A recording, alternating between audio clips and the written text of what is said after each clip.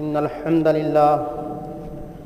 نحمده ونستعينه ونستغفره ونعوذ بالله من شرور أنفسنا ومن سيئات أعمالنا من يهده الله فلا مضل له ومن يضلل فلا هادي له وأشهد أن لا إله إلا الله وأشهد أن محمدًا عبده ورسوله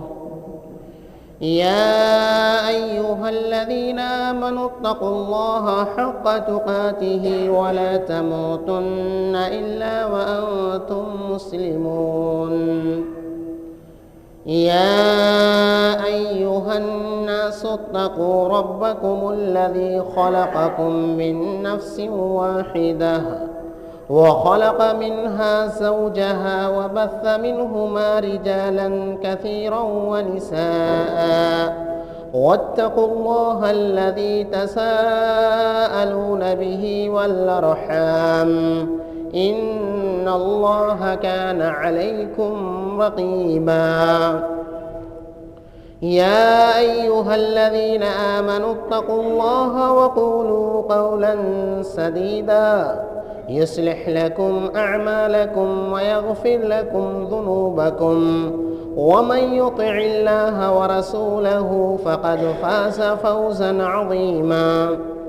أما بعد فإن خير الحديث كتاب الله وخير الهدي هدي محمد صلى الله عليه وسلم وشر الأمور محدثاتها وكل محدثة بدعة وكل بدعة ضلالة وكل ضلالة في النار فقد قال الله تبارك وتعالى في القرآن المجيد والفرقان الحميد فأعوذ بالله السميع العليم من الشيطان الرجيم المال والبنون زينة الحياة الدنيا وقال في موضع آخر إنما أموالكم وأولادكم فتنة وقال النبي صلى الله عليه وسلم كل مولود يولد على الفطرة فأبواه يهودانه أو ينصرانه أو يمجسانه حاضرین جمعہ، دینی و ملی بھائیوں، بزرگوں، علماء کرام اور ملت کی ماؤں اور بہنوں، اللہ رب العزت نے ہم تمام لوگوں پر بہت ساری نعمتیں، بہت سارے احسانات اور بہت زیادہ کرم کیا ہے۔ ان نعمتوں میں سے ایک نعمت جو اللہ رب العزت نے انسانوں کو عطا کی ہے، وہ نعمت اولاد کی نعمت۔ یہ نعمت انسانی زندگی میں کس قدر اہم اور اس کا مقام و مرتبہ لوگوں کے یہاں کس طرح سے بلند ہے، اس کا اندازہ وہی شخص کر سکتا ہے جسے اللہ رب العزت نے یا تو سرے سے اس نعمت سے محروم کر رکھا ہے، یا محروم تو نہیں لیکن اللہ رب العزت نے اسے اس نعمت سے نوازا، لیکن جب وہ بچہ چلنے پھرنے کے لائق ہوا، جوانی کی دہلیز پر قدم رکھا، کہ اللہ رب العزت نے اس کے اس لخت جگر نور نظر کو اٹھا لیا۔ اس نعمت کی قدر وہی شخص سمجھتا ہے جو اس نعمت کے حصول کے لیے مختلف درگاہوں، مختلف آستانوں، مختلف پیروں فقیروں اور مختلف ڈاکٹروں اور نہ جانے جائز اور ناجائز کون کون راستے اختیار کر کے اس نعمت کی حصولیابی کے لیے دن و رات سرگرداں رہتا ہے. لیکن اللہ رب العزت کا ایک نظام و ضابطہ ہے. ایک فقیر شخص جس کے یہاں صبح کا کھانا ہوتا ہے، شام کا انتظام نہیں ہوتا، پہننے کے لیے، تن ڈھانپنے کے لیے کپڑے میسر نہیں ہوتے، اس شخص کو اللہ رب العزت اس نعمت سے نوازتا ہے. لیکن ایک مالدار شخص جس کے پاس ساری چیزیں مہیا اور فراہم ہوتی ہیں، لیکن اللہ رب العزت اسے اس نعمت سے محروم رکھتا ہے. فرمان باری تعالیٰ ہے للہ ملک السماوات والارض یخلق ما یشاء یہب لمن یشاء اناثا ویہب لمن یشاء الذکور او یزوجہم ذکرانا واناثا ویجعل من یشاء عقیما. اللہ رب العزت کا نظام یہ ہے کہ ساری کائنات کی بادشاہت اسی کے ہاتھ میں ہے. ہر چیز کو پیدا فرماتا ہے، جسے چاہتا ہے بچیوں سے ہی نوازتا، جسے چاہتا صرف بچوں سے نوازتا، اور جسے چاہتا دونوں عطا کرتا ہے، اور جسے چاہتا ہے اس نعمت سے محروم فرماتا ہے. یہ نعمت کس قدر عظیم ہے کہ اللہ رب العزت نے قرآن کریم کے اندر حضرت ابراہیم اور حضرت زکریا علیہم الصلاۃ والتسلیم کا واقعہ متعدد مقامات پر ذکر فرمایا ہے. ابراہیم علیہ الصلاۃ والتسلیم نے اس اولاد کی خاطر زندگی بھر دعائیں کیں، رب حب لی من الصالحین کا ورد کیا، اور اللہ رب العزت نے انہیں بڑھاپے میں اسماعیل و اسحاق جیسی اولاد سے نوازا، اور وہ اولاد کی نبوت اور رسالت، آسمانی کتابیں اور صحیفے ان کے بعد انہی کی نسل میں محصور ہو کر کے رہ گئے. چنانچہ انہوں نے یہ اللہ رب العزت کا شکر ادا کرتے ہوئے سورہ ابراہیم میں یوں بیان کیا الحمدللہ الذی وہب لی علی الکبر اسماعیل و اسحاق ان ربی لسمیع الدعاء. تمام تعریف اس اللہ رب العالمین کے لیے ہے جس نے بڑھاپے میں اسماعیل و اسحاق جیسی اولاد عطا فرمائی، اور بے شک تو ہی صحیح معنوں میں دعاؤں کو سننے والا ہے. جب انہیں اسحاق جیسا فرشتہ صفت بچہ نصیب ہونے کا وقت آتا ہے تو اللہ رب العزت انہیں خوشخبری دیتا ہے. فرشتوں کا ایک وفد قریہ صدوم کو ہلاک کرنے سے پہلے حضرت ابراہیم علیہ الصلاۃ والتسلیم کے ہاں بطور مہمان حاضری دیتا ہے. اسی موقع پر اللہ رب العزت کا یہ پیغام ایک فرشتہ پہنچاتا ہے کہ اللہ تعالیٰ فرماتا ہے ہم تمہیں اسحاق نامی بچہ عطا کرنے والے ہیں. زکریا علیہ الصلاۃ والتسلیم بوڑھے ہو جاتے ہیں، اولاد کی چاہت تقریباً ختم ہو جاتی ہے، اولاد جننے کی صلاحیت ختم ہو جاتی ہے.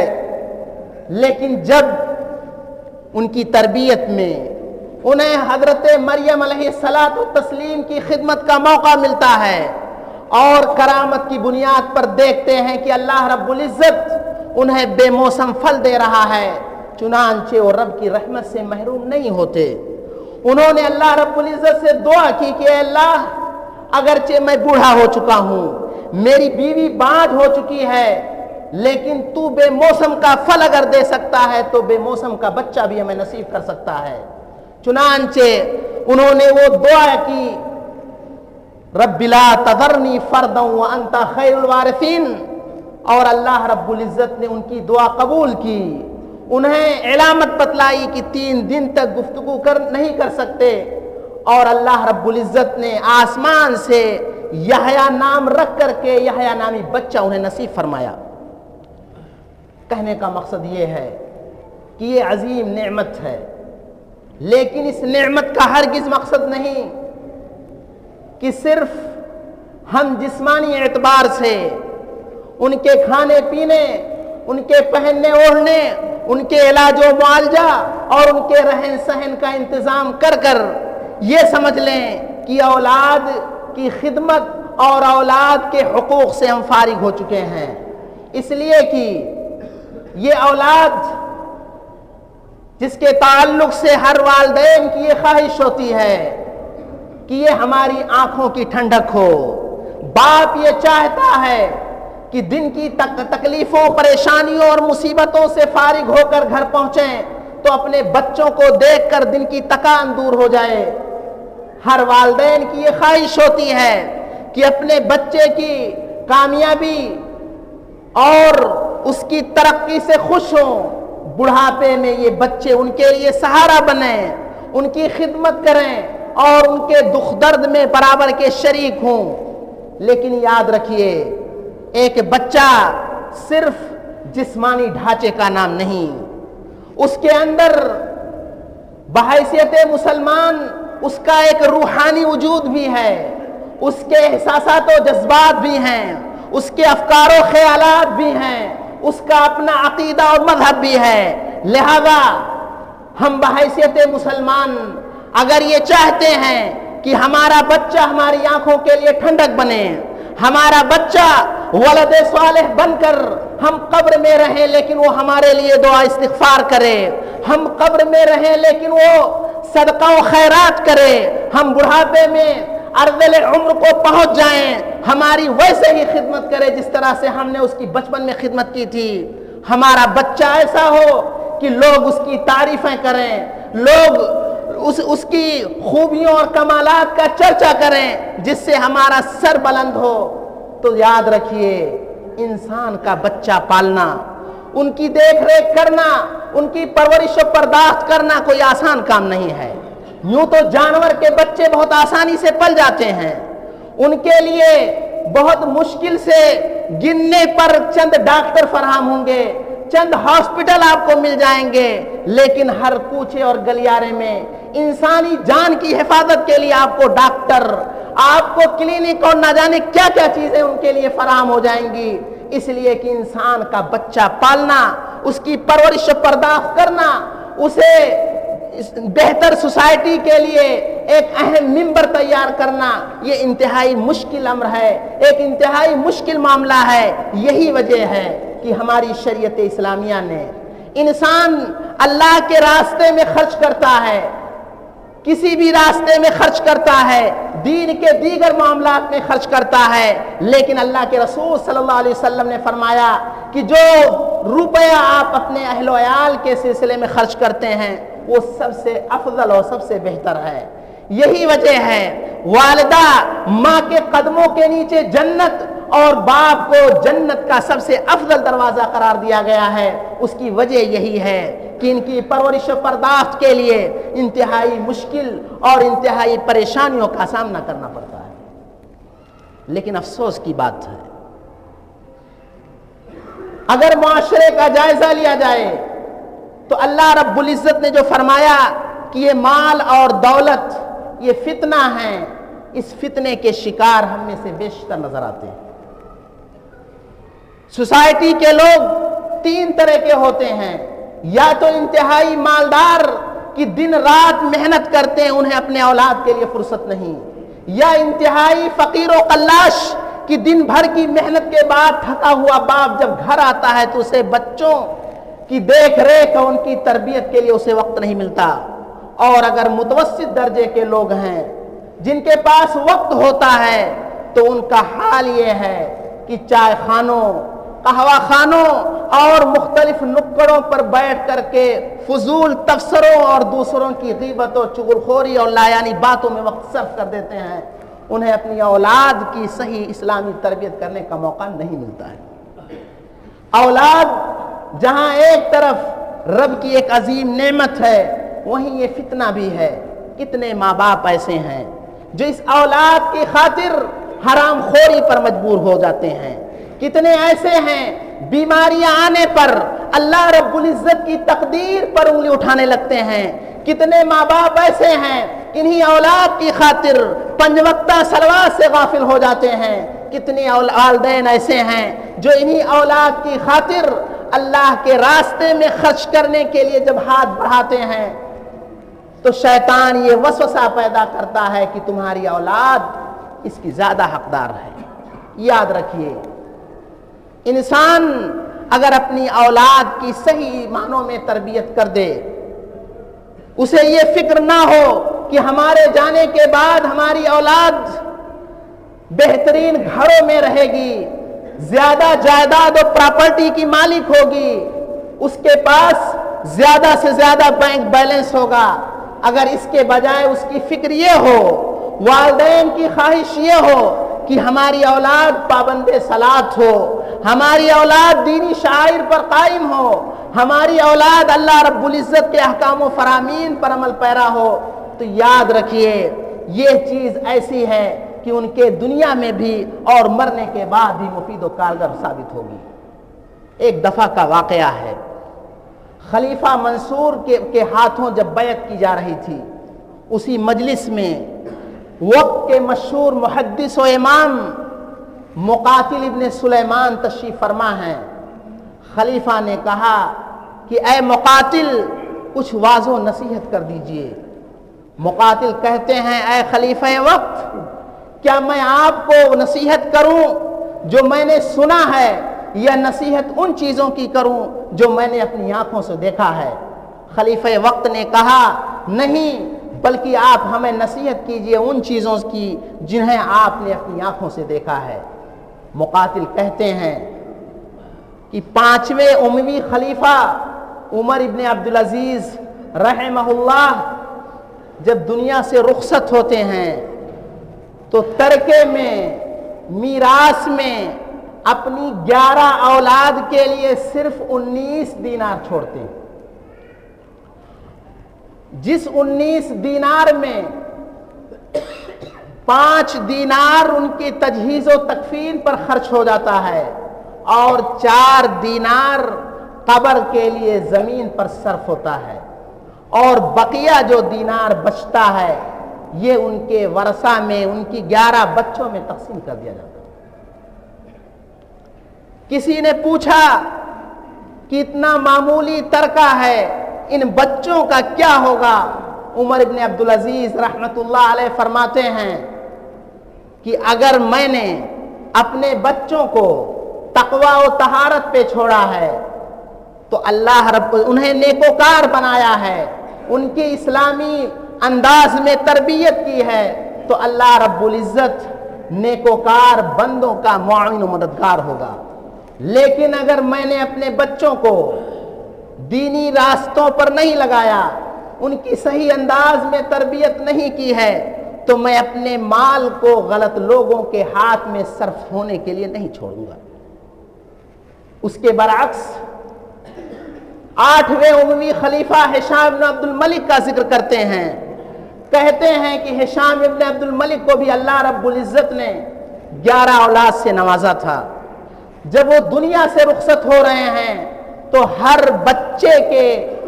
کو ترکے میں 1 ملین دینار ملتا ہے، لیکن اے خلیفہ وقت عمر بن عبدالعزیز جنہوں نے 1 دینار بھی مکمل اپنے بچے کے لیے نہیں چھوڑا تھا، ہم نے دیکھا کہ یہی بچے بعد میں 100 گھوڑے اللہ کے راستے میں جہاد کی راہ میں وقف کر رہے ہیں، اور اس کے برعکس ہشام ابن عبد الملک کی اولاد کو دیکھا کہ بغداد کی گلیوں میں لوگوں کے سامنے ہاتھ پھیلا رہے ہیں۔ یاد رکھیے یہ دین اور دینی سانچوں پر تعلیم و تربیت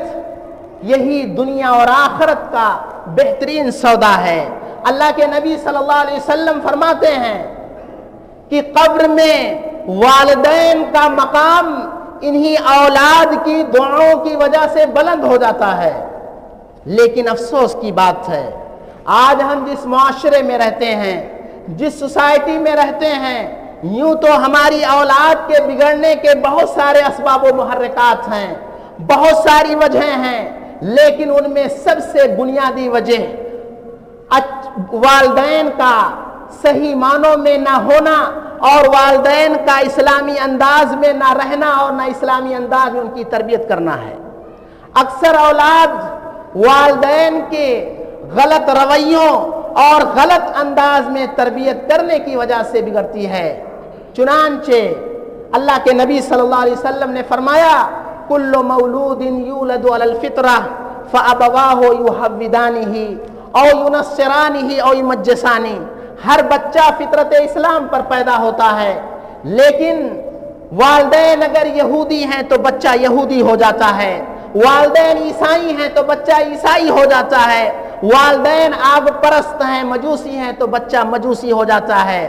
اور اگر یہ کہا جائے والدین بدعتی ہیں تو بچہ بدعتی ہو جاتا ہے، والدین مشرک ہیں تو بچہ مشرک ہو جاتا ہے، والدین شرابی ہیں، والدین جھوٹ بولنے والے ہیں، والدین بے نمازی ہیں تو بچہ انہی کے نقش قدم پر چل کر کے معاشرے کے لیے بدنما داغ اور دھبے کی شکل میں نمایاں ہوتا ہے۔ یہ والدین جن کے کاندھوں پر اولاد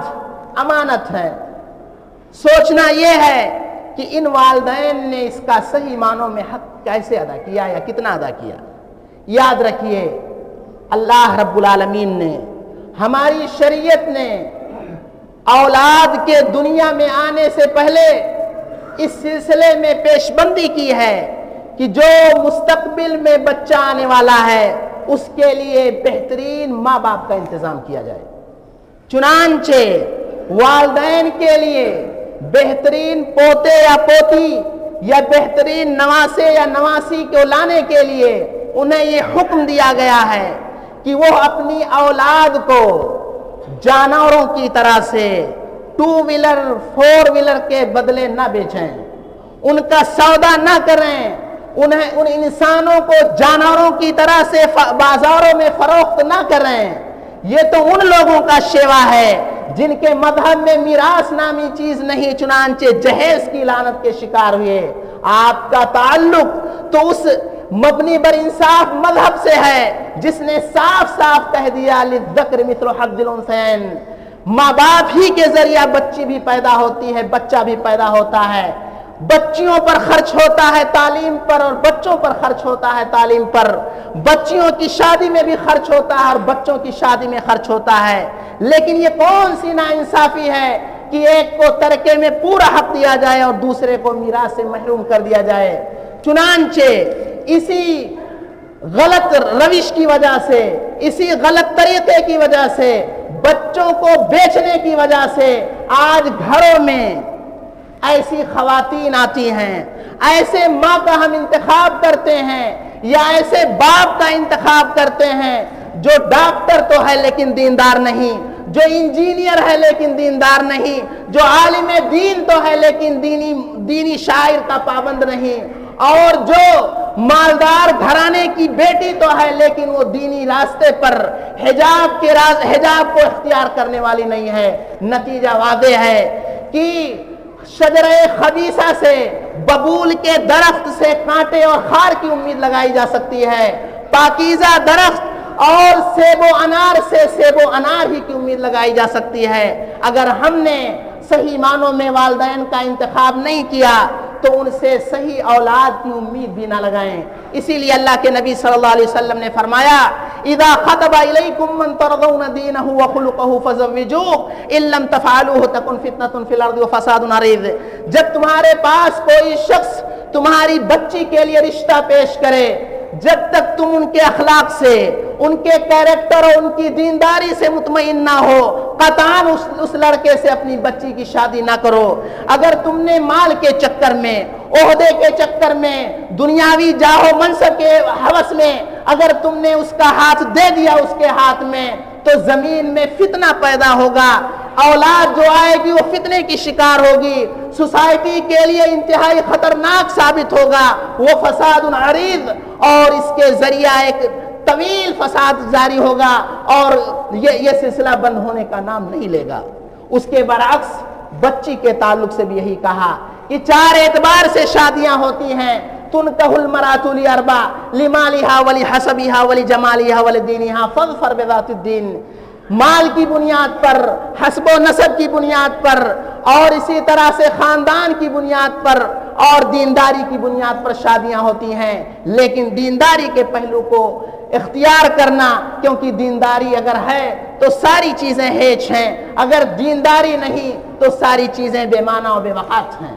لہذا اگر ہم نے صحیح والدین کا انتخاب کیا جو دینی اعتبار سے، تعلیمی اعتبار سے، اخلاقی اعتبار سے ٹھیک ٹھاک ہیں، تو ظاہر سی بات ہے اس گود میں جو بچہ پلے گا وہ اپنے انہی نیک والدین کی کاپی کرے گا، انہی نیک والدین کے صحیح طریقوں پر عمل کرے گا، وہ اپنے بچوں کے سلسلے میں دنیا سے زیادہ دین کے تئیں فکر مند ہوں گے۔ لہذا اسلام کے اس بتائے ہوئے نسخے کو ہمیں اپنانا ہوگا، ورنہ آج غلط والدین کے ہاتھوں پر جو بچے برباد ہو رہے ہیں، جو معاشرے کے لیے ناسور ثابت ہو رہے ہیں، اور جا بجا کہیں ہمیں نشہ کرتے ہوئے، جا بجا کہیں ہمیں غلط عادات کو اختیار کرتے ہوئے، مختلف انداز میں بال رکھتے ہوئے، مختلف انداز میں کپڑے پہنتے ہوئے، مختلف تہذیب و ثقافت کے حامل بچے جو نظر آتے ہیں، حقیقت یہ ہے یہ ان گھروں کی پیداوار ہیں جو گھر جنت نشاں نہیں بلکہ شیطان کے اڈے بنے ہوئے ہیں، جہاں دنوں رات قرآن کی آیتیں گونجنے کے بجائے گانے بجانے کی آوازیں آتی ہیں، جہاں کی بچیاں بے پردگی کے شکار ہیں۔ وجہ واضح ہے کہ وہاں پر والدین چاہتے تو ہیں کہ ہماری اولاد ہماری آنکھوں کی ٹھنڈک بنے، لیکن خود وہ والدین اپنے آپ کو اسلامی طرز پر نہیں ڈھالتے۔ والدین کی غلط رویوں کی بنیاد پر جب بچے بگڑتے ہیں تو اس کے اہل علم نے معاشرے کو دیکھتے ہوئے بگاڑ کے اسباب کو ذکر کیا ہے، چنانچہ بیان کرتے ہیں والدین کا ڈکٹیٹرشپ ہے۔ بہت سارے والدین اپنے بچوں پر ضرورت سے زیادہ سختی کرتے ہیں، وہ سوچتے ہیں کہ ہم جو کہہ دیے وہی حرف آخر ہے، چاہے وہ چیز غلط ہو یا صحیح ہو۔ ان کے آنے پر بچے گھروں کے اندر بھیگی بلی بن کر بیٹھ جاتے، ہر طرف خوف اور ہراس کا ماحول ہوتا ہے۔ ایسی صورت میں بچے نفسیاتی طور پہ مریض ہو جاتے ہیں۔ جب تک والد ہوتے ہیں وہ بچہ ٹھیک ٹھاک رہتا ہے، ان کے جانے کے بعد وہ اپنی پرانی حرکت شروع کر دیتا ہے۔ بہت سارے والدین کے یہاں قول و فعل میں تضاد ہوتا ہے، کہتے کچھ ہیں کرتے کچھ ہیں۔ بچہ جب اپنے والدین کو یہ دیکھتا ہے کہ میرا باپ جھوٹ بولتا، میری ماں جھوٹ بولتی ہے، تو بچہ بھی اس جھوٹ کو کوئی بری عادت نہیں سمجھتا۔ بہت سارے گھر کے لوگ اپنی گھر والی پر بہت زیادہ سختی کرتے، ان کے اوپر خرچ کرنے میں حد سے زیادہ بخیلی کرتے، چنانچہ موقع پا کر وہ عورت چوری پر مجبور ہوتی ہے، جھوٹ بولنے پر مجبور ہوتی ہے، اور گھر کے اندر موجود بچے اپنی ماں کی اس حرکت کو دیکھ کر کے وہ اسی کو اختیار کرتے ہیں۔ لہذا والد کو چاہیے، باپ اور سرپرست کو چاہیے کہ اپنے نفس کا محاسبہ کریں، کہیں ایسا تو نہیں کہ ہماری سختی، ہماری قساوت قلبی، ہمارا ضرورت سے زیادہ ان کے اوپر پریشر اور بوجھ ڈالنا یہ بچوں کی تربیتی ناحیے سے نقصان دہ تو نہیں۔ اور اسی طرح سے بہت سارے والدین لاڈ پیار میں، حد سے زیادہ محبت میں اپنے بچوں کی غلطیوں کو نظر انداز کر دیتے ہیں، اور افسوس اس وقت ہوتا ہے کہ اگر کوئی شخص کسی کے بچے کی غلطی کی نشاندہی کرتا ہے تو ایسی صورت میں وہ ناراض ہو جاتے ہیں۔ ان کا خیال یہ ہے کہ ہمارا بچہ تو فرشتہ صفت ہے۔ یاد رکھیے، شاعر کہتا ہے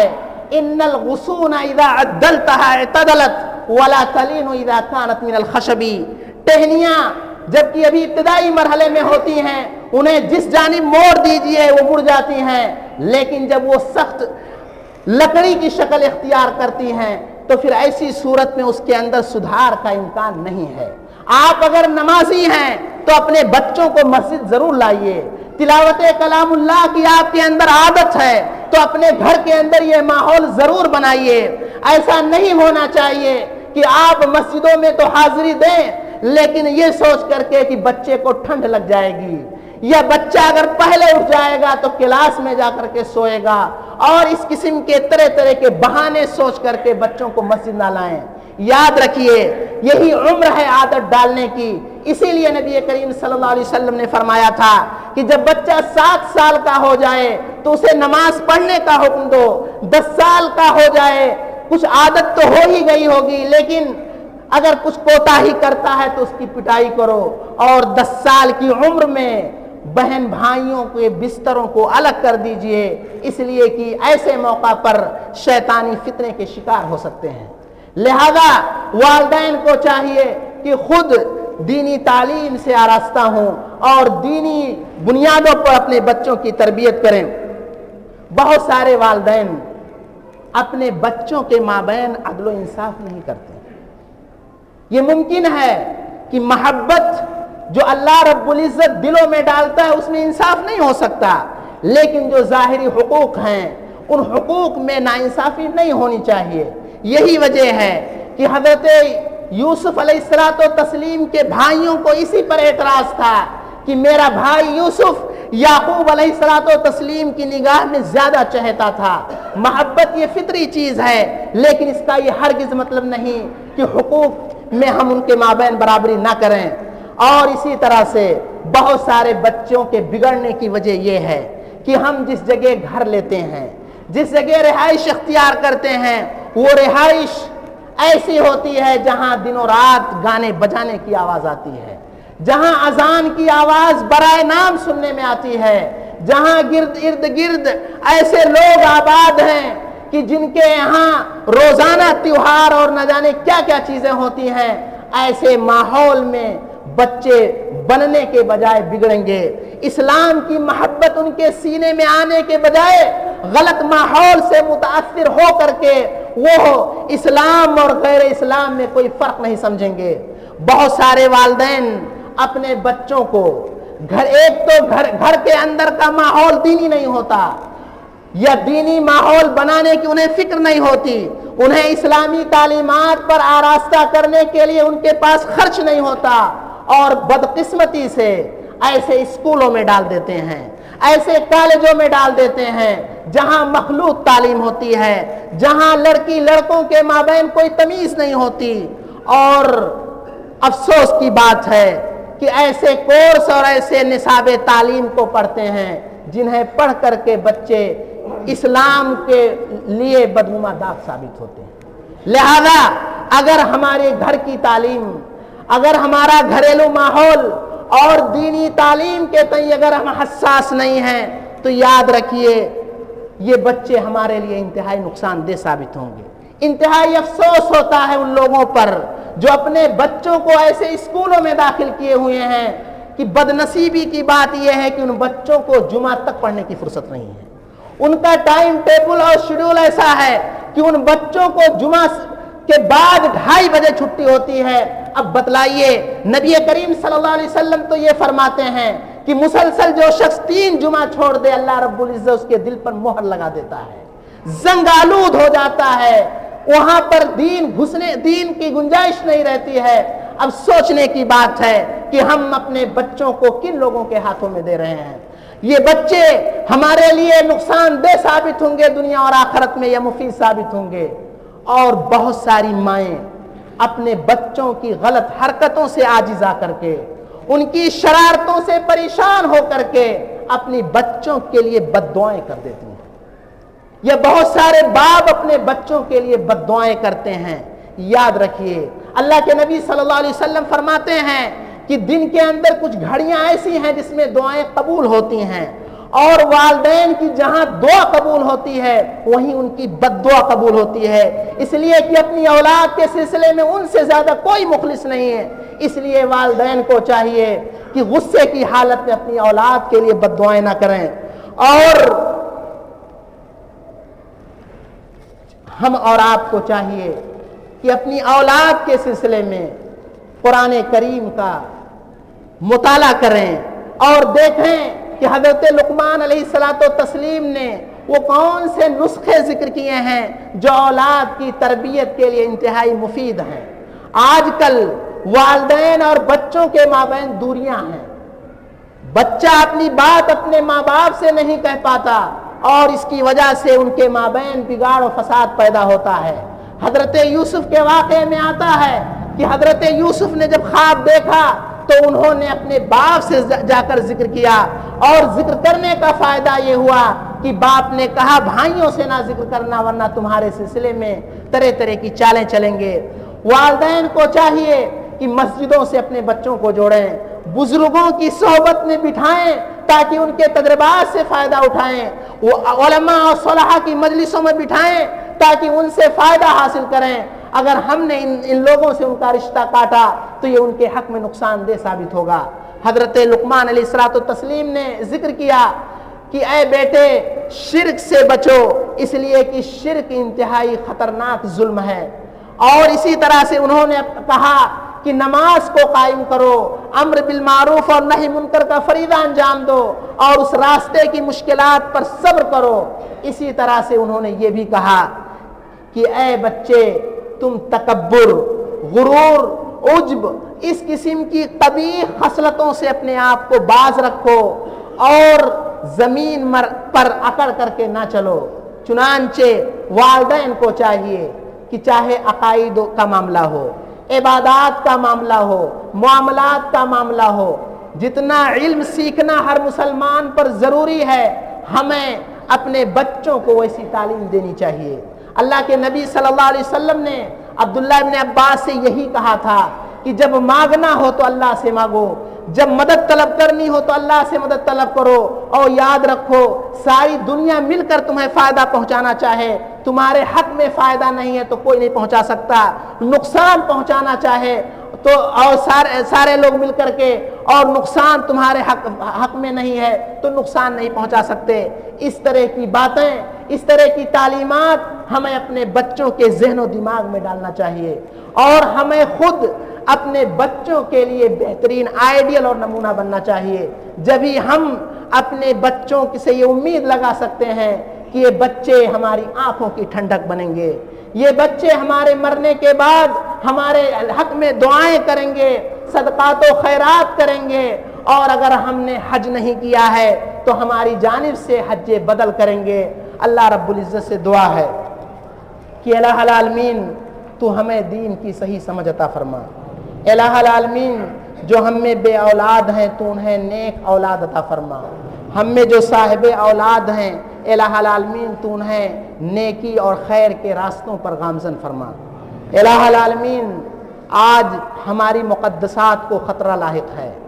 ہماری مسجدوں پر خطرات لاحق ہیں۔ اے اللہ تو اپنی غیبی مدد نازل فرما۔